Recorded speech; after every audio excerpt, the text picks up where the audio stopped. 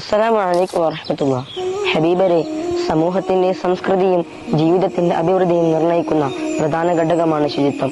ഹാരപ്പൻ സംസ്കാരത്തിന്റെയും മെസപ്പൊട്ടോമിയൻ സംസ്കാരത്തിന്റെയും ഈജിപ്ഷ്യൻ സംസ്കാരത്തിന്റെയും എല്ലാം ജീവിത നിലവാരം തിട്ടപ്പെടുത്തുന്നതിൽ ശുചിത്വം എന്ന ഘടകം വലിയ പങ്ക് വഹിച്ചിട്ടുണ്ട്.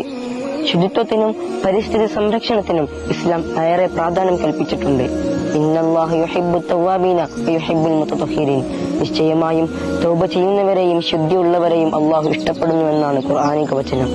അബൂ ബർസ എന്ന സ്വഹാബി ഒരിക്കൽ തിരുനബി സല്ലല്ലാഹു അലൈഹി വസല്ലമയോട് ചോദിച്ചു, അങ്ങേക്കു ശേഷം ഞാൻ ജീവിച്ചിരിക്കുമോ മരിച്ചു പോകുമോ എന്ന് എനിക്കറിയില്ല. എനിക്ക് ഏറ്റവും ഉപകാരപ്രദമായ ഒരു കാര്യം പറഞ്ഞു തന്നാലും നബിയെ. നബി തങ്ങൾ പറഞ്ഞു കൊടുത്തു, ജനങ്ങളുടെ വഴിയിൽ നിന്നും തടസ്സത്തെ നീ നീക്കം ചെയ്യുക.